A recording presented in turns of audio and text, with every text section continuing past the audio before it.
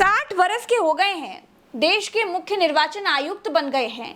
इतनी बड़ी कुर्सी पर बैठकर ये टुच्ची सी लर्निंग कर रहे हैं। अब सोचिए, देश के मुख्य निर्वाचन आयुक्त की लर्निंग ये है कि मई जून में चुनाव नहीं कराने चाहिए, क्योंकि मई जून में गर्मी होती है।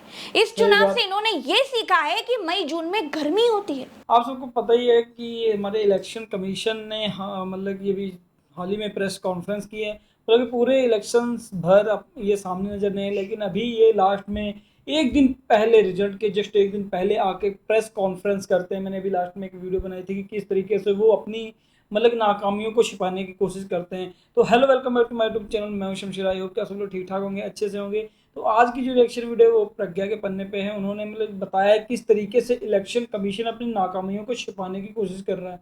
मतलब इतने बड़े पद पर पहुंचने के बाद ऐसी कॉन्फ्रेंस कुछ समझ में नहीं आई थी। तो चलिए वीडियो देखते हैं क्या है वीडियो में। वीडियो शुरू से लेकर आखिर तक जरूर देखिएगा। अगर आप हमारे चैनल पर नए आए हैं तो चैनल के लिए सब्सक्राइब, हमारे इंस्टाग्राम को भी फॉलो जरूर कर लीजिएगा। तो चलिए वीडियो देख लेते हैं।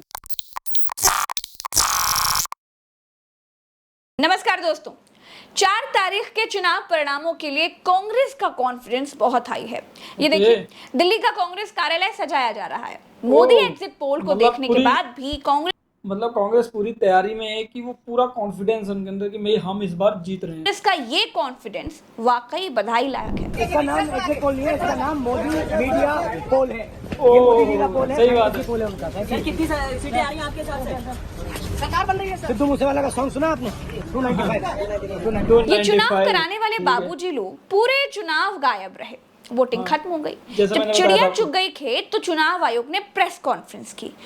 जब चिड़िया चुग गई खेत तो भाई अब पछताए होत क्या। जब चिड़िया चुग गई खेत तो वही हाल है इनका, राजीव कुमार जी का, हमारे चीफ इलेक्शन कमीशन के मतलब हेड है। देखिए क्या बात बोले, हमसे गलती हो गई, गर्मी बहुत है, चुनाव 1 महीने पहले करा देना चाहिए था और ये हमारी लर्निंग है। चुनाव हमें कम से कम 1 महीने पहले खत्म कर देना चाहिए। इतनी गर्मी में नहीं जाना चाहिए। This is one learning for us which we want to keep for us. 60 वर्ष के हो गए हैं, देश के मुख्य निर्वाचन आयुक्त बन गए हैं। इतनी बड़ी कुर्सी पर बैठकर ये टुच्ची सी लर्निंग कर रहे हैं। अब सोचिए, देश के मुख्य निर्वाचन आयुक्त की लर्निंग ये है कि मई जून में चुनाव नहीं कराने चाहिए, क्योंकि मई जून में गर्मी होती है। इस चुनाव से इन्होंने ये सीखा है कि मई जून में गर्मी होती है। मिस्टर चुनाव आयुक्त, देश ने कुर्सी पर आपको इसलिए नहीं भेजा कि आप ये सीखें कि किस महीने में कितनी गर्मी पड़ती है। ये आपको सीख कर आना चाहिए था। अरे घर में बच्चों से पूछकर आना चाहिए था कि बेटा इंडिया में समर कब पड़ती है। इन लोगों को ये तक नहीं मालूम कि गर्मी कब पड़ती है। इनको देश का चुनाव आयुक्त बना दिया गया है। अब सोचिए और समझिए कि इन्होंने कैसा चुनाव कराया होगा। अब अंदाजा लगा लीजिए, अपना माथा पीट लीजिए। हमारा चुनाव आयुक्त देश में चुनाव कराकर सीख रहा है कि इस बार गलती हो गई। इतने बड़े लोकतांत्रिक देश में ये ऐसी बातें हो रही हैं।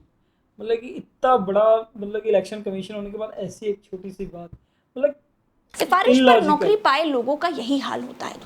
लर्निंग है कि 1 महीना पहले चुनाव कराना चाहिए। अरे तुम्हारी लर्निंग के चक्कर में सैकड़ों लोग मारे गए। कल को दूसरा चुनाव आयुक्त आएगा, वो भी लर्निंग करेगा हमारी जान की कीमत पर। लर्निंग करके आना चाहिए इस कुर्सी पर।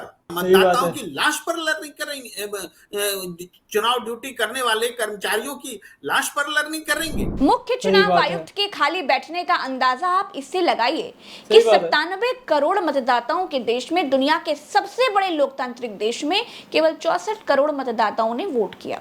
33 करोड़ लोगों ने वोट ही नहीं दिया। लेकिन ये साहब शायरियां लिख रहे हैं। पूरे चुनाव में कितने खाली और कितने फुर्सत में रहे होंगे, आप इसी से समझ लीजिए। ये तो वही बात हो गई कि घर में बेटी की बारात है और बाप शायरी लिख रहा है। उसको गर्मी किस महीने में होती है यही समझ में नहीं आ रहा है। गुलशन की खूबसूरती फूलों से है, माली की बात कौन करता है। गुलशन की खूबसूरती फूलों से है, माली की बात कौन करता है। लोकतंत्र में जीत हार जरूरी है, मगर तुम्हारी बात कौन करता है। आजकल इल्जामातों का दौर बुलंद है, तलखियों का बाजार गर्म है। अच्छा जी। आजकल इल्जामातों का दौर बुलंद है, तलखियों का बाजार गर्म है। पंच को पहले ही घेर लो यानी पेशबंदी। पंच को पहले ही घेर लो यानी पेशबंदी। मंजूर है इल्जाम लगाओ हम पर, शर्त इतनी कि साथ में सबूत भी हो। गोया कोई तो बात है, गोया कोई तो बात है। हर बार मुद्दई वही, अच्छा जी, कचहरी वही, गवाह कोई नहीं। गम का इलाज, शक का इलाज तो हकीम लुकमान के पास भी नहीं। साहब बोले हमको विदेश के आक्रमण का खतरा था, लेकिन लोग चुनाव आयोग के खिलाफ कोर्ट चले गए।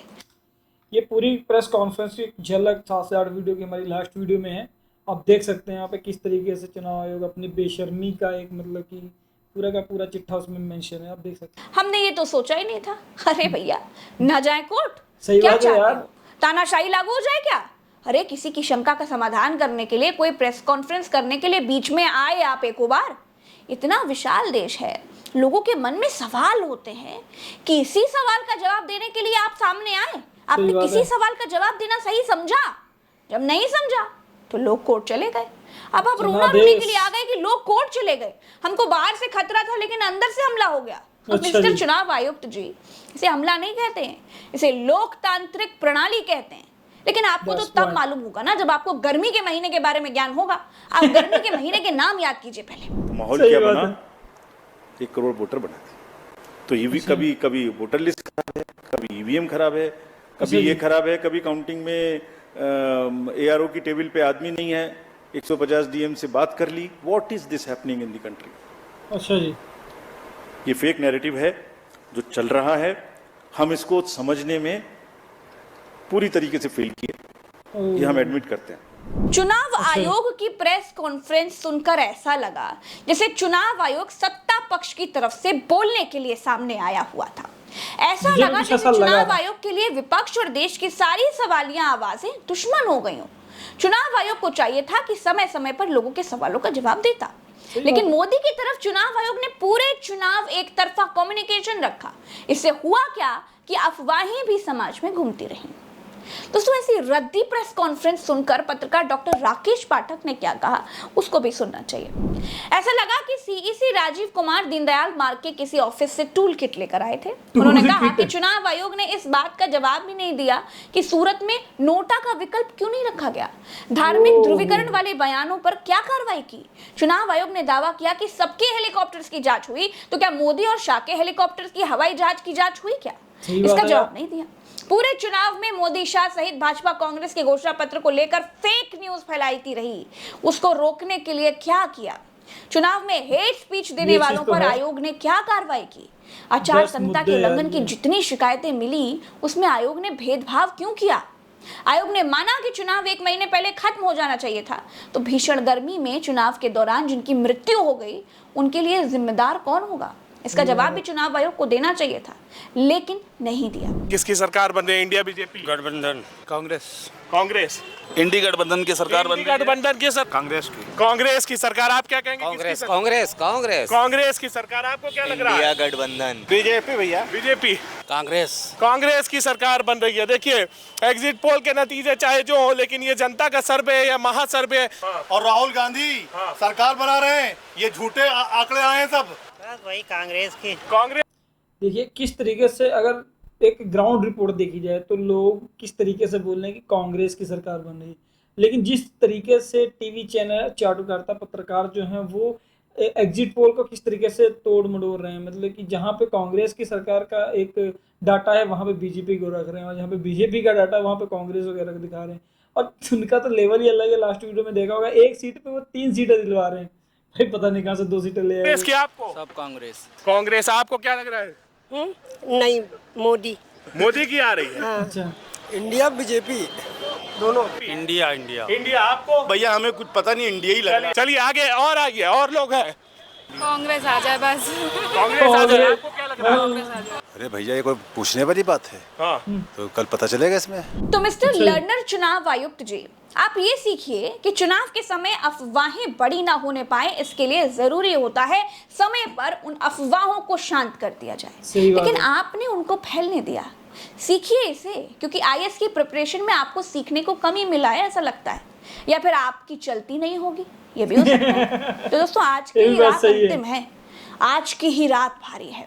कल हम आपको लाइव रिजल्ट के साथ मिलेंगे। देश में किसकी सरकार बनेगी, आपका अपना चैनल उल्टा चश्मा UC बताएगा। सुबह 7 बजे से मेरे साथ लाइव रिजल्ट आप देख सकते हैं, जुड़िएगा जरूर। मेरी टीम ने बहुत सारी मेहनत करी है, साथ आइएगा। लोकतंत्र के इस पावन पर्व को वहीं पर सब मिलकर सेलिब्रेट करेंगे। नमस्कार, जय हिंद। चलते हैं। तो भैया ये थी आज की वीडियो, काफ़ी तड़कती भड़कती भैया।